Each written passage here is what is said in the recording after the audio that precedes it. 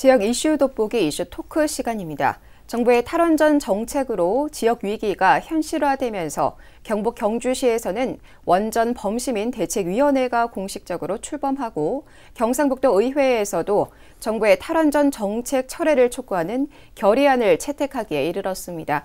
오늘은 이 문제 다시 짚어보는 시간 마련합니다. 이 시간에는 김선환 대구경북언론인회 사무총장 그리고 경북대 겸임교수 김정모 법학박사 자리하셨습니다. 어서 오십시오. 안녕하세요. 반갑습니다.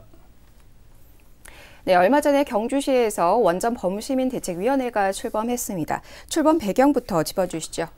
네, 경주대책위원회는 경주 지역에 있는 원전 건설이 중단됨에 따라서 지역의 경제적으로 피가 크다는 측면에서 대책위원회를 꾸린 겁니다. 네. 서울이나 이런 데서 주로 하는 탈원전 대책위원회가 아니고요. 경주시가 지난 24일 대회의실에서 정부 탈원전 에너지 정책에 대한 범시민 차원의 대책수를 위한 대책위원회 출범식을 가졌는데 그게 시의회, 학계, 시민단체, 원전 관련 전문가들 이런 사람들로서 29명의 위원으로 구성됐는데 앞으로 경주시의 원전 정책에 대해서 자문하고 정책 제안을 담당하려고 합니다. 경주시는 월성 1호기 조기 폐쇄를 비롯해서 문재인 정부에서 탈원전 정책으로 인해 가지고 지역 경기가 침체된다는 이런 피해를 어떻게 구체적으로 얼마나 피해 보고 있다는 용역을 앞으로 진행할 계획입니다. 특히 원전 소재지에 있는 영덕, 울진 지역의 지자체 행정협의회를 통해서 현재 보관 중인 사용 후 핵연료와 관련돼서 지방세를 부과해서 세수를 좀 늘리는 방안으로 이런 것까지 포함해서 원전 피해 지역 지원에 관한 특별법 제정을 희망하고 있는 상태입니다. 네, 피해 조사 용역이라든지 그리고 특별법 제정을 위한 다양한 활동들을 할 예정일 것 같은데요. 네, 경상북도 의회 원자력 대책 특별위원회에서는 정부의 탈원전 정책 철회를 촉구하는 결의안을 채택했습니다. 어떤 내용이 담겨 있습니까? 그렇습니다. 이 정부의 8차 전력수급 계획은 탈원전 정책이라고 보면 됩니다. 이런 탈원전 정책에 대해서 철회하라는 것이 경북도의 특별대책위의 주장입니다. 네. 이건 이제 정부는 신한울 3, 4호기 또 그리고 영덕 천지 1, 2호기 여기에 대해서 건설을 백지화할 그런 움직임이 있고 또 지금 월성 1호가 잘 돌아가는 것을 폐쇄했지 않습니까?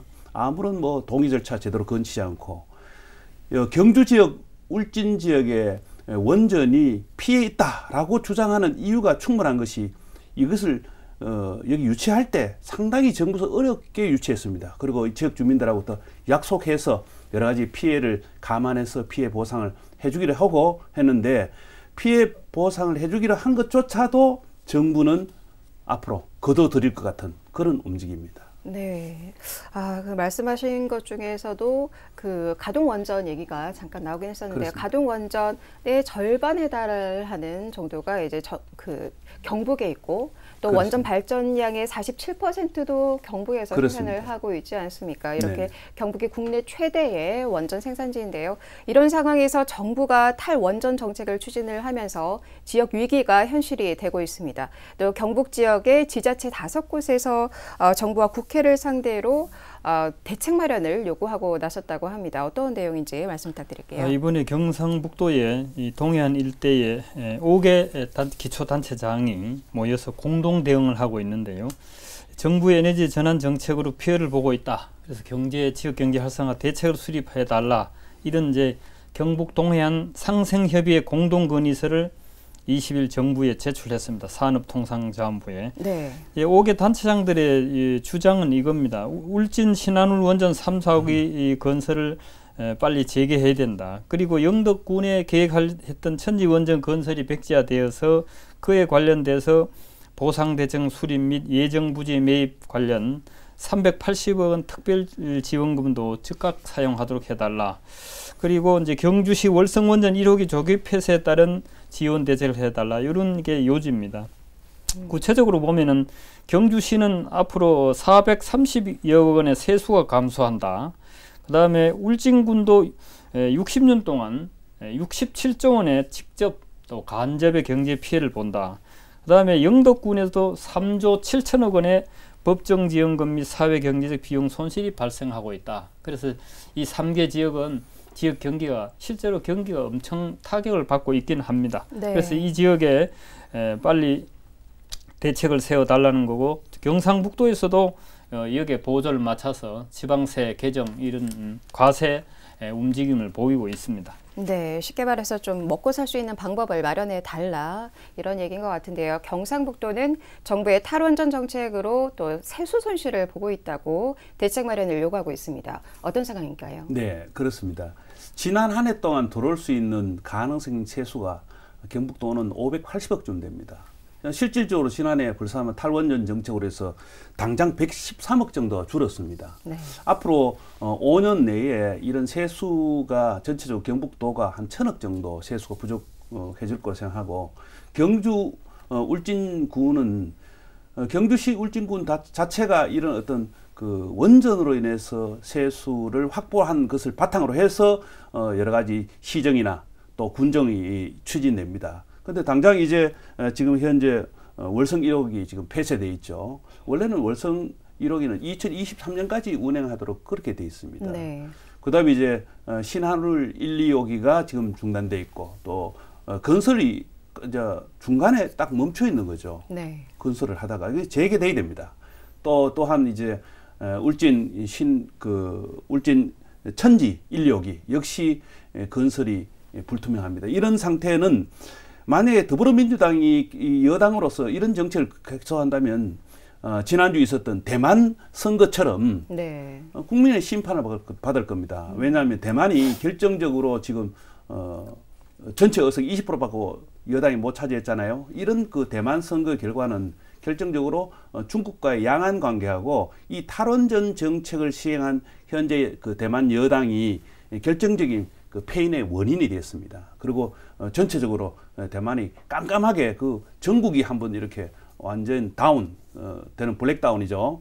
이게 되는 그런 현상도 일어나고 있습니다. 그래서 우리나라도 앞으로 만약에 남북 통일을 진짜 원한다면 전기가 없는 북한에 우리도 전기도 줘야 될 거고, 또 개성공단이 열면 개성공단도 줘야 되기 때문에 이런 어떤 탈원전 정책은 굉장히 잘 이렇게 그 장기적인 어떤 안목으로 봐야 될 겁니다. 그래서 우리 경북도 의회 원자력 대책 특별위원회가 아주 잘 구성됐고, 이 원자력 대책 특별위회가 고준위뿐만 아니라 지금 저준위 상태의 많은 핵 상후 쓰레기 그런 게 지금 아직까지 원전에 그대로 방치되고 있습니다. 네. 이런 것도 빨리 치워야 되고, 이런 거에 대한 특별한 경주시와 울진군의 대책도 있어야 될 거라고 생각합니다. 네, 정부가 제대로 된 네네. 제책을 반드시 내놔야 된다. 그렇습니다. 이렇게 말씀을 해주셨는데요. 네, 원전 건설 중단 그리고 조기 폐쇄로 인해서 지역의 피해가 적지 않은 상황입니다. 또 원전 발전량에 따라서 받는 세수도 줄었는데요. 그런데 문제는 또 있습니다. 원자력 발전소에서 전기를 생산한 뒤에 발생하는 연료 폐기물인 사용 후 핵 연료 저장 공간이 가득 차고 있다는 점인데요. 상황이 이런데도 정부는 근본적인 대책을 마련을 하지 않고 있고, 발전소 내부의 임시 저장 시설이 포화 상태가 될 예상 시점을 조사하고 또 이를 공론화하는 방안만 찾고 있는 상황입니다. 어떤 내용인지 말씀 부탁드릴게요. 우리나라의 원자력 발전소, 원자력 발전소를 다른 말로 핵발전소라 합니다. 네. 핵을 원자로 우라늄 원료를 가지고 핵 분열을 통해 가지고 이제 장기적으로 에너지를 발생하는 게 이제 원자력 발전소고, 그걸 순식간에 이제 만들면 핵무기거든요.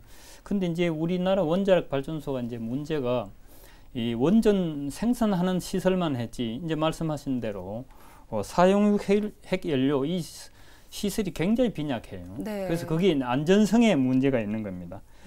그 중에서 경주시 월성 원전의 경우에는 지금 사용 후 핵연료 임시 저장 시설 포화율이 89%입니다. 네.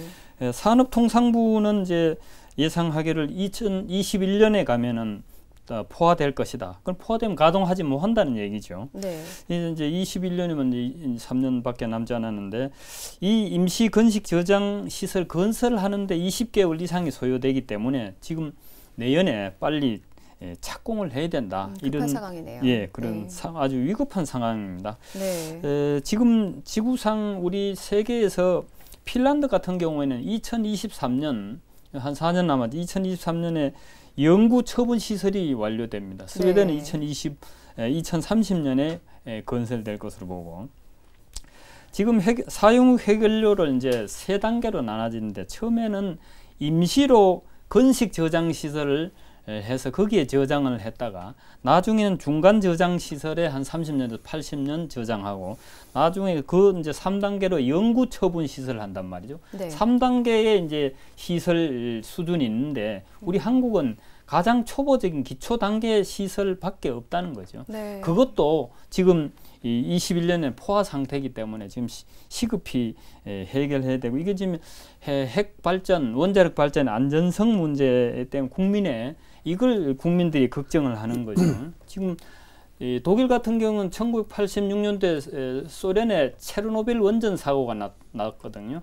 그래서 그거 보고 나서 독일은 앞으로 탈원전 정책으로 가겠다 이렇게 해서 몇 년 전에 그 탈원전 정책을 하고 앞으로 몇 년 내로 원전을 대부분 폐기하는 걸로 되어 있는 거죠. 그만큼 이 안전성이 중요되고 우리가 2011년에 일본 후쿠시마 사태에서 보았잖아요. 안전성을 굉장히 위험한 물건이기 때문에 이번에 저장 시설 이건 내년에 빨리 시행해야 된다고 봅니다. 네, 지역 경제 문제뿐만 아니라 안전 문제가 굉장히 심각한 상황인 것 같은데요.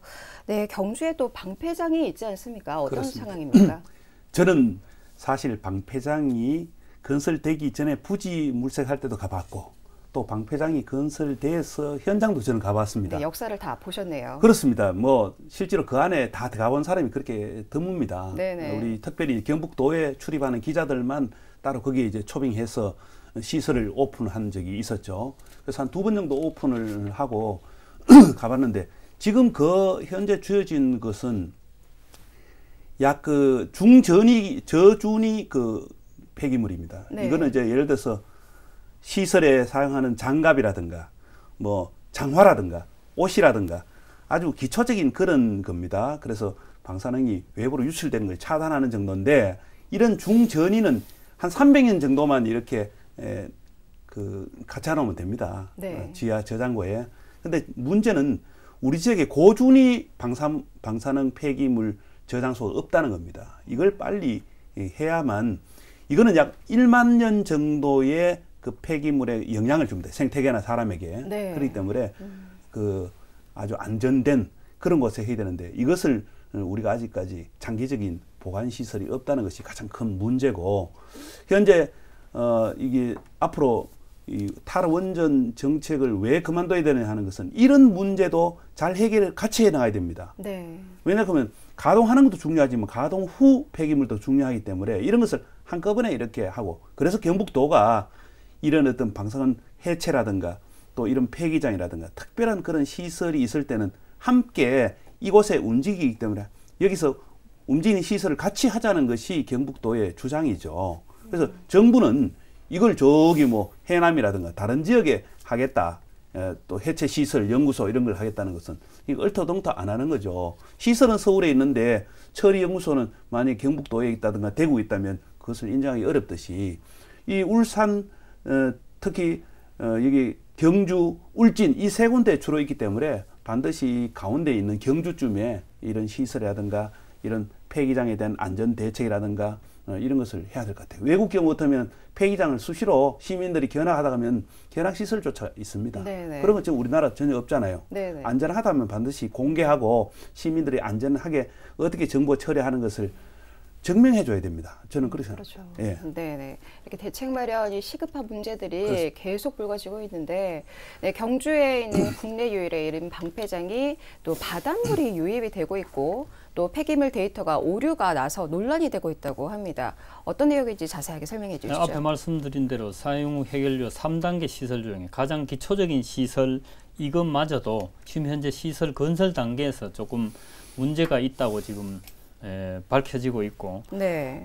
그 내용이 뭐냐 하면은 지하수가 유출될 우려성이 있다. 지금도 매일 지하수 1,300톤을 퍼내고 있고 네네. 그리고 그 시설 자체가 바다보다 낮아가지고 바닷물이 유입될 가능성이 있어요. 그래서 바닷물이 유입되면 염분이 있잖아요. 그럼 그 펌프 같은 거 부식되면은 어떻게 안전에 문제가 일어날 수 있다.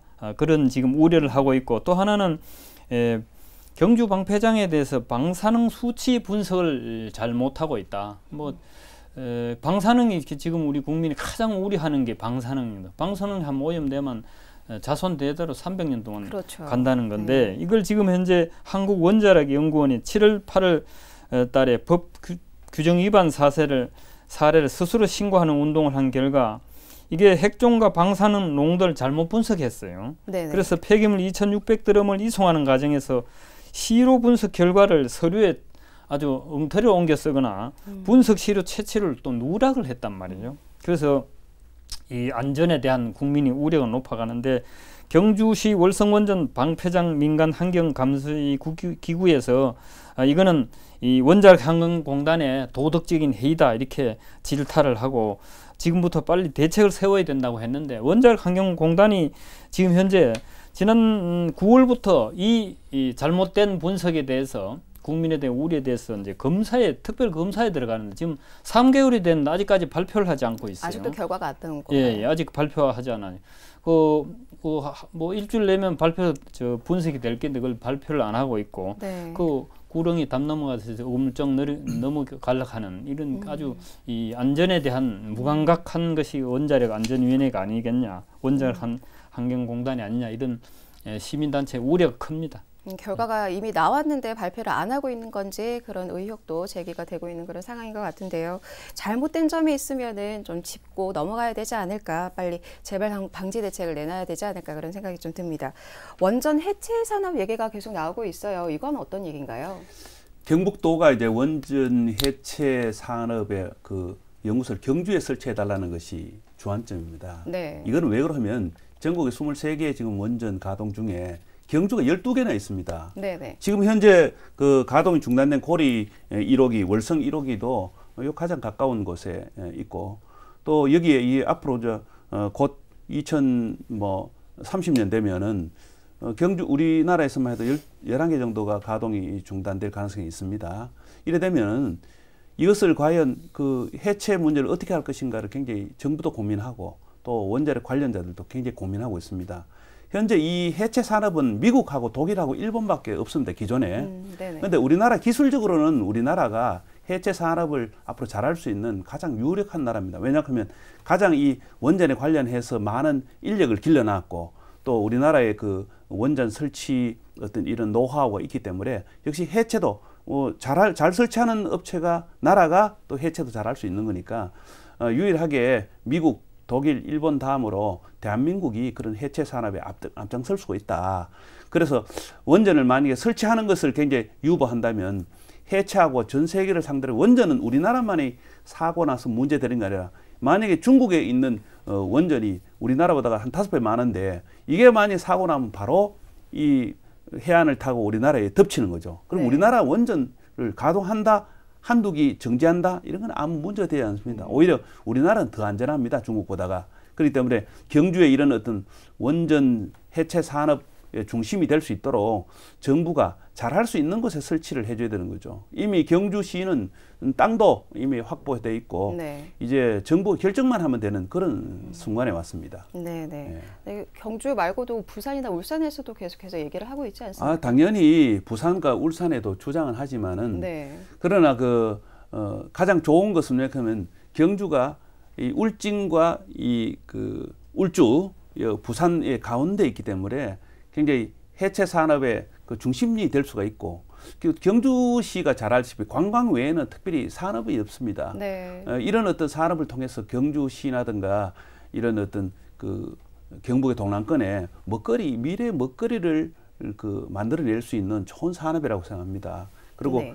지금까지는 설치하는 데 중심이 됐다면 이제 앞으로 해체하고 유지 관리하는 데 더 많은 신경을 쓰고 많은 인재가 투입돼야 될 거라고 생각합니다. 네, 정부에서 연구소 입지를 공모 방식이 아니라 정부 낙점 방식으로 진행을 하겠다, 이런 얘기가 있어요. 어떻게 되고 있습니까? 저는 그 방법에 우리 김 박사님. 네네. 지금 저는 김 총장께서 이제 원자력 해체 연구소를 경주에 하는 게 타당하다는 전적으로 동의합니다. 네. 이 경상도 지역에 부산에서부터 울진까지 원자력이 밀집되어 있잖아요. 전 세계에서 원자력 발전소 이만큼 밀집되는 데는 유일합니다. 네. 예, 미국은 땅이 엄청나게 크니까 수천 킬로 다음에 있는데 이거는 몇십 킬로 반경에 있단 말이에요. 굉장히 밀집되어 있죠. 네. 그래서 이 밀집된 지역에 특히 이 중심부인 경주에 원자력 해체 연구소가 오는 게 타당하다고 보고요. 이 정부에서 낙점 방식이 공모냐, 정부에서 낙점이냐 이렇게 이제 두 가지를 하다 전에는 이제 공모를 하려고 하다 최근에 이제 낙점을 한 기류로 바뀐다는 뭐 그런 이제 기류를 흐르고 있는데 저는 개인적으로 그 공모보다 낙점이 맞다고 봅니다. 왜냐하면 네. 그 공모를 했을 때는 또 뭐 심사를 하는데 결국은 정부가 결정을 하는 거란 말이죠. 처음부터 결정을 해가지고 발표하면 되는 거지. 지난번에 우리가 밀양공항이냐 가덕조냐 가지고 그 경상도 남북도 간에 갈등을 일으켰는데 또 이거 가지고 또 갈등을 일으킨다면 이 정부가 무능한 겁니다. 그래서 정부가 가장 적절한 지역이 어디냐 판단해서 낙점을 해야 된다고 봅니다. 지금 이제 동남권에서 부산에서 지금 유치를 하려고 그러고 또 부산에서 울산을 주장하는 거죠. 하려고 그러고 경상북도와 합동으로 하고 있는데 지금 경상북도에서 보니까 최근 들어서 문재인 정권이 들어선 뒤로 이 원자력 해체 연구소 유치돼서 자신감을 좀 잃어가고 있어요. 정권이 바뀌었으니까 문재인 정권이 경상남도권에 이제 출신이니까 그쪽에 되지 않겠냐 이런데 그거는 뭐 미리 지레 짐작으로 했는 게고 그건 자신감을 잃을 필요가 없다고 봅니다. 지금 과학적인 데이터상 사실상 가장 적당한다면 그걸 강력하게 밀어붙여야지. 자신감 있게 밀어붙여야 된다고 보고 지금 경상북도에서 보니까 방사성 융합기술원 또 원자력 안전연구센터 이런 조그만한 그것도 부대적으로 만약에 실패했을 경우에 그걸 추진하다 이렇게 하는데 그건 패배자의 자세로 하지 말고 적극적으로 나서 가지고 우리 쟁취해내야 된다고 그렇게 봅니다. 네, 교수님께서는 낙점 방식이 오히려 낫다 이렇게 말씀을 해주셨는데 총장님은 어떻게 보시나요? 그게 왜 그러냐면은 그동안은 대부분 님비 현상으로 서로 받지 않겠다고 했을 때 옛날에 과거는 문제되는데 그래서 이제 일자리 미래 먹거리에 대해서 우리가 생각하다 보니까 이런 산업의 유치는 가장 타당한 곳에 설치하는 것이 좋다. 그래서 그동안 보면 정부가 은근히 지역 간 이렇게 갈등을 부추기는 것도 있었는데 이거는 그럴 것이 전혀 아니고 가장 많은 곳에 가장 필요한 곳에 이런 어떤 해체 시설, 산업 이런 어떤 것이 시설이 들어와야 되는 것이 맞다고 생각합니다. 네, 아무쪼록 이번 사업 잘 추진되기를 기대해 보겠습니다. 네, 정부가 탈원전 정책을 추진하면서 경상북도는 천문학적인 규모의 피해를 볼 것으로 예상되는데요.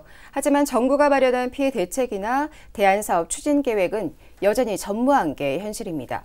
여기에 경북 경주에 올 것으로 기대를 모았던 원전 해체 연구소 역시 어디로 가게 될지 불투명해지면서 기운이 빠지고 있는데요. 원전 절반이 경북에 있다는 사실, 또 그로 인해서 피해 역시 우리 지역에 집중되어 있다는 것 정부가 잊어서는 안 되겠습니다. 오늘 이야기는 여기까지입니다. 두 분 말씀 감사합니다.